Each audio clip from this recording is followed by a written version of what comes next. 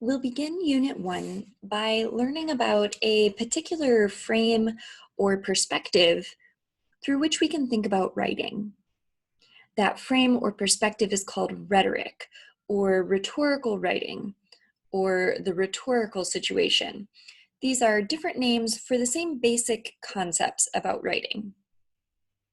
Some of you may be familiar with some of the concepts and terminology we're going to cover in this video, and some of you may be learning them for the first time. Either way is fine. We're going to start at the beginning with Aristotle and the three means of persuasion. And then we'll move to thinking about the specifics of the rhetorical situation and how it affects the choices we make when we write. Traditionally, rhetoric is defined as the three means of persuasion: ethos, pathos, and logos. As I mentioned, the idea comes from Aristotle, so it's old, but it's still the primary model we use when thinking about persuasion and communication.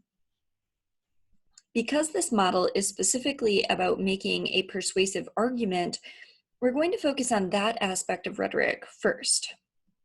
The basic idea is that any act of persuasion requires three things: authority, or ethos, a message, or logos, and an awareness of the intended audience, or pathos.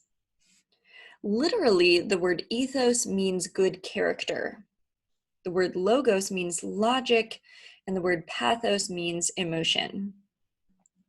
We'll add a fourth element in a moment, but first let's break down ethos, pathos, and logos a bit further. We often use a triangle to demonstrate how the three parts of persuasion are connected. This is called a rhetorical triangle. What the diagram shows is that in any act of persuasion, whether it be an advertisement, an argumentative essay, or a conversation with your significant other to convince them to take you on a vacation, any act of persuasion must involve three parts to be successful. First, it requires ethos. Here's a list of related concepts: expertise, trustworthiness, credibility, experience, authority, reputation.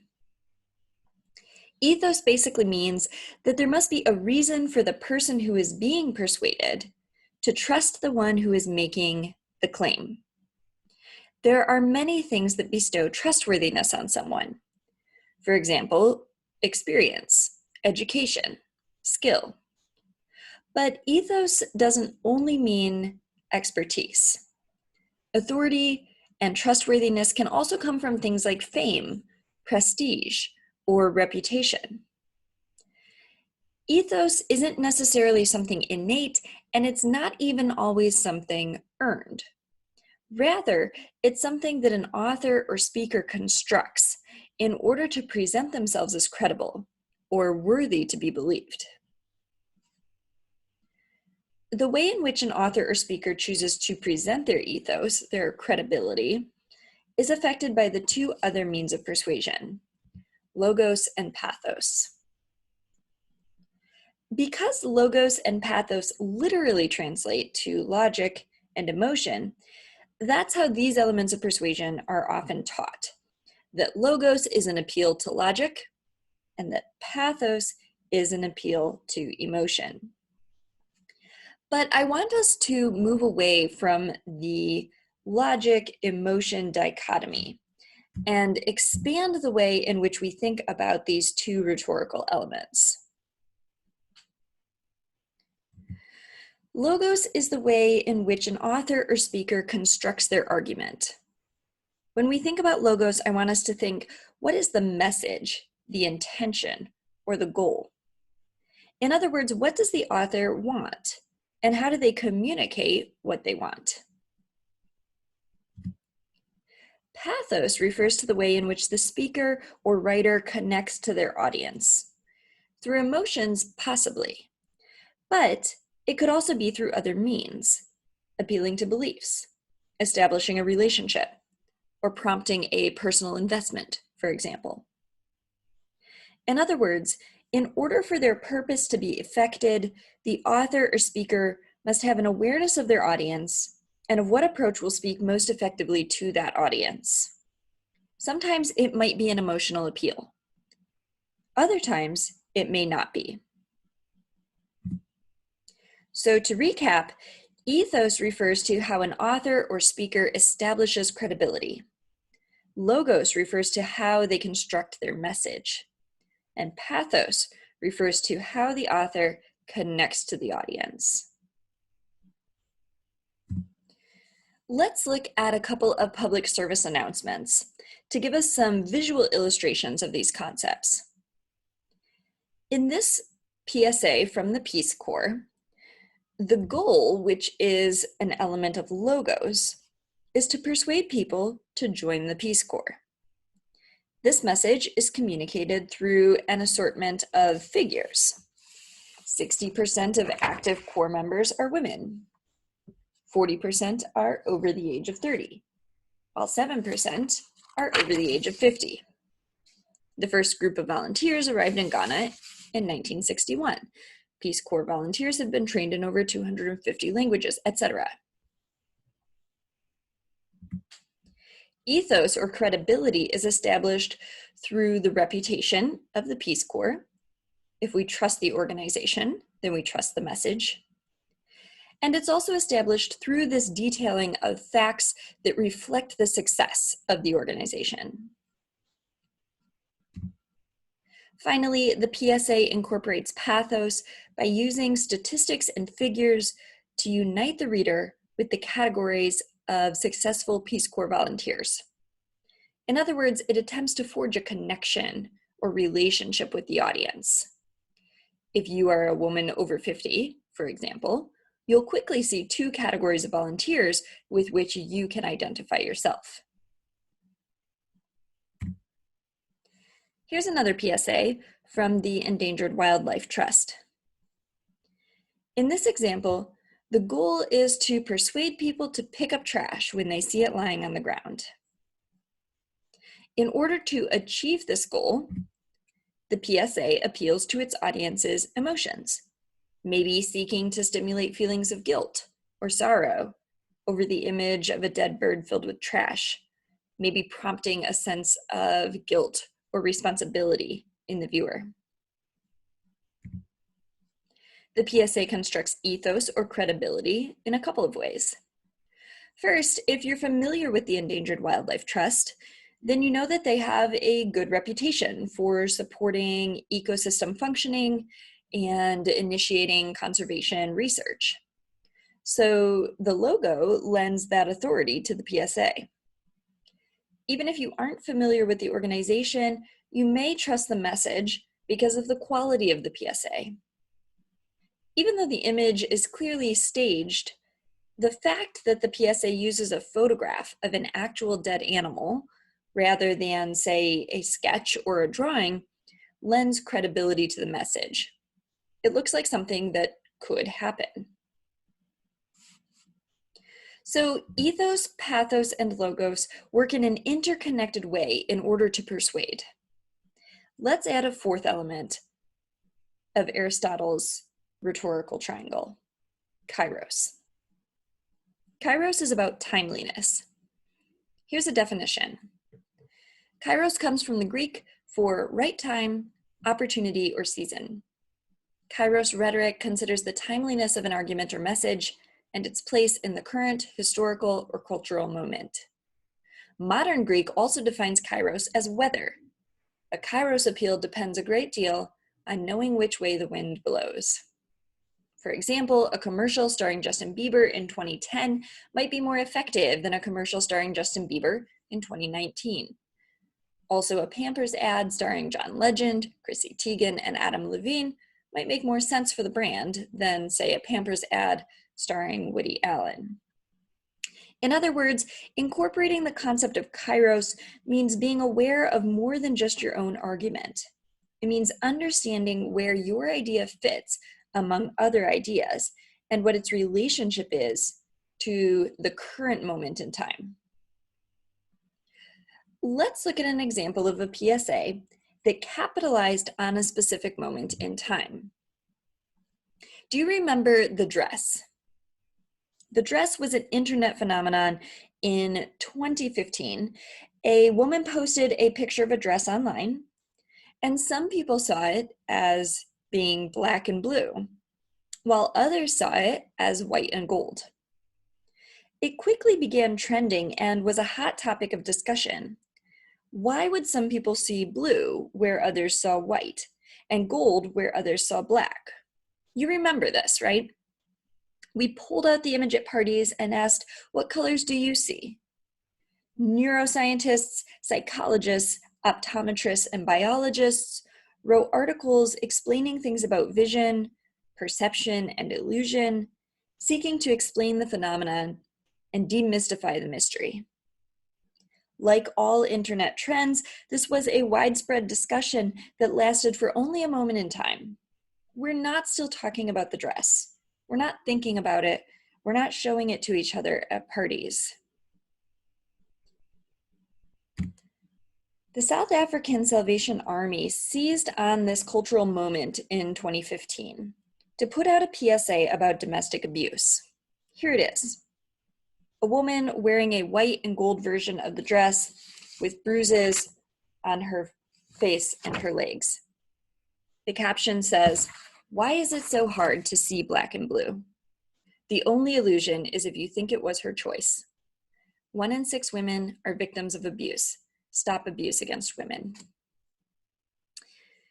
This is a great example of kairos, or timeliness, because you can see how putting out this PSA while the dress was trending gives the message more power. It's not that the PSA can't be effective without that context, but with the context within that cultural moment, the message goes much deeper. It asks, why are we spending so much social media attention on the color of a dress when there are things that really matter that deserve our attention? By choosing a timely moment, the designer of the PSA was able to greatly increase its potential impact.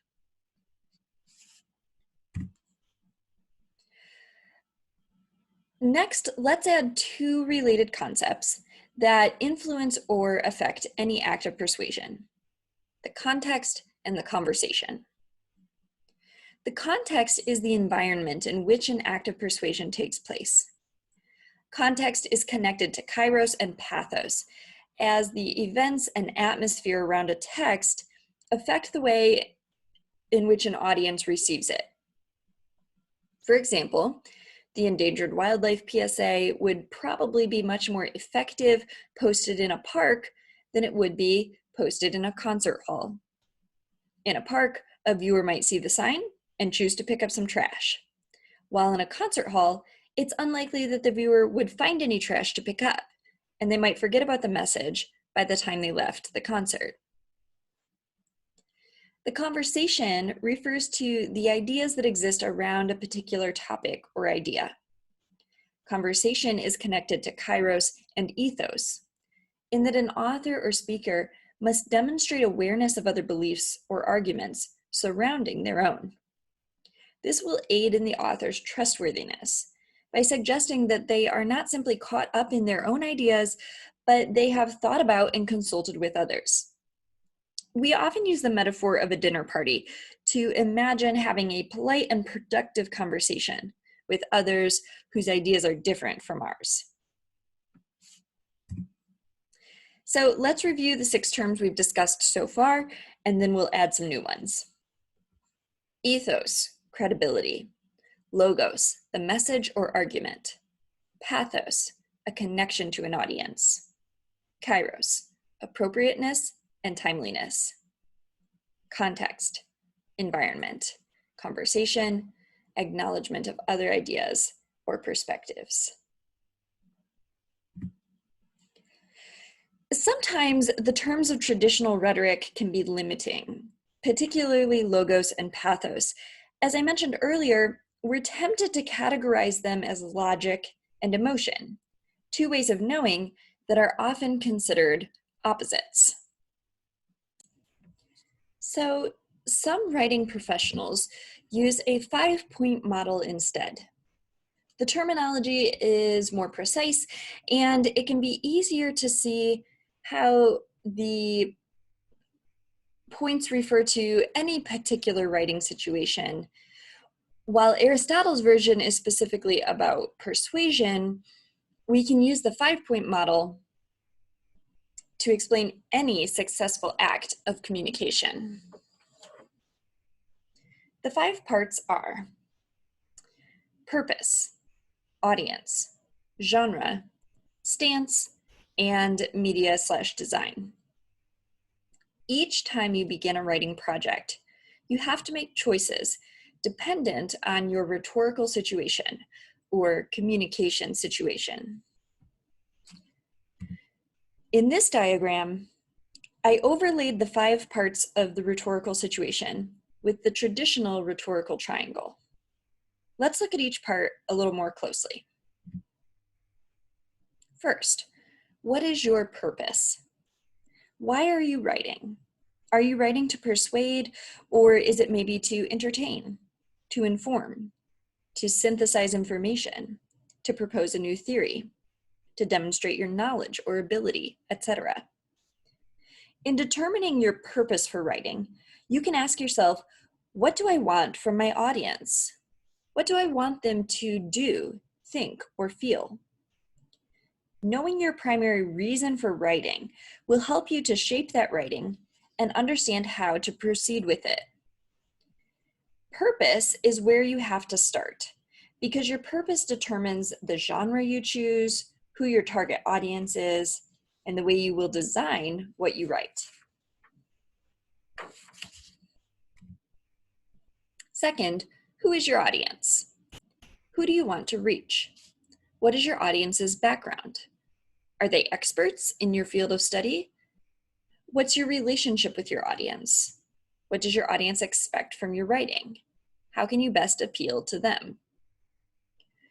Knowing your audience will help you determine the appropriate tone and stance for your writing, as well as the genre in which you should write. Is your audience other nursing professionals? Then a peer-reviewed article is an appropriate form for your writing to take. Is your audience undergraduate nursing students? Then your writing may be more effective as a lecture with an accompanying PowerPoint.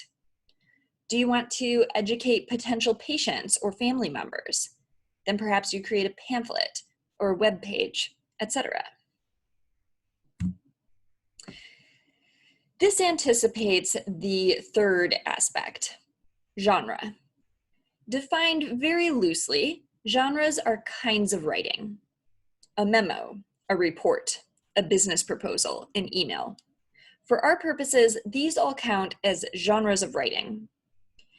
Each genre is governed by its own set of conventions or expected writing practices.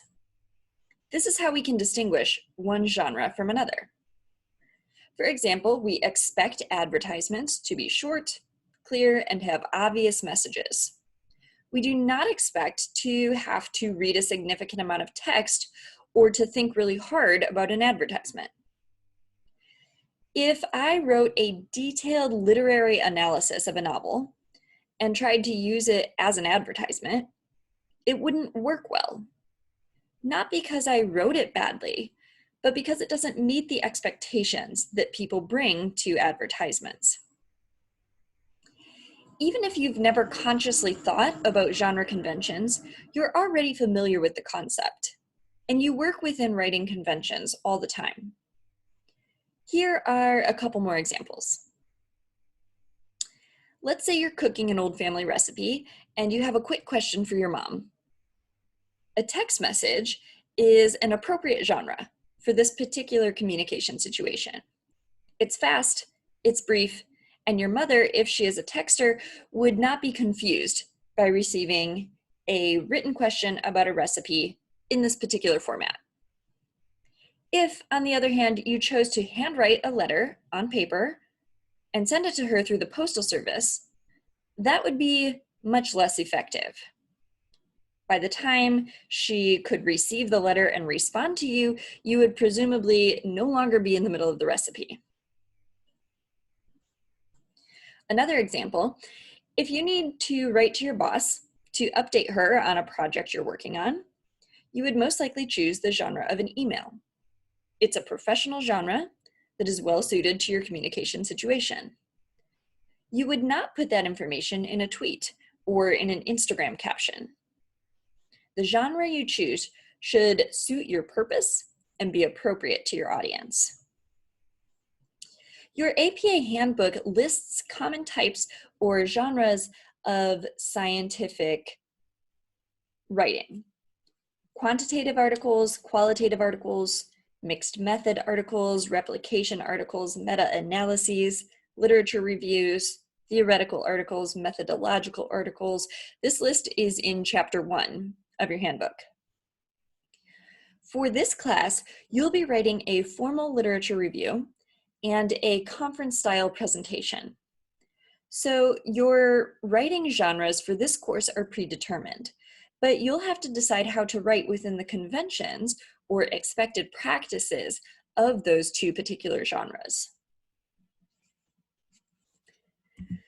So we have purpose, audience, and genre. The fourth part of the rhetorical situation is stance. What is your attitude towards your topic? What do you know about it? What do you believe about it? Stance affects the way that you come across to your audience, and thus it connects to pathos and ethos, your personal investment, and your expertise or authority. You communicate your stance through tone and style. Things like word choice and sentence structure can reveal your attitude towards your topic. Keep in mind that even an attempt to remain neutral and unbiased is communicating a particular stance. Finally, media and design. A medium in this context is a means through which communication occurs. Media can be print, electronic, spoken, or some combination of those, and each medium has unique characteristics that influence both what and how we communicate. To give a silly example, using the medium of voice to whisper "I love you" is entirely appropriate. But if you were to whisper the results of your library research into someone's ear, that would come off as strange. Additionally, a text's design affects the way it is received and understood. A typed letter on official letterhead sends a different message than the same words handwritten on pastel stationery. Even though the medium is the same, print text, and the message is the same, the design affects how the recipient interprets the communication. When thinking about media and design in your projects, you'll be thinking primarily about the conventions of APA style, how you'll use visuals in your presentation and possibly in your paper as well, and how to successfully adapt research and writing that you've done for a literature review to make it appropriate and accessible in a conference-style presentation. As you think about your rhetorical situations moving forward this semester, I would encourage you to use the terminology that resonates best with you. Ethos, pathos, logos, kairos, context, conversation, purpose, audience, genre, stance, media, design. They're different ways to access the same concepts. And the concepts are what's important for our purposes in this course. We're not learning formal rhetoric. Instead, I want to give you some tools that will allow you to have a larger perspective on any writing project that you undertake, and that will enable you to have more agency in the decisions you make while writing.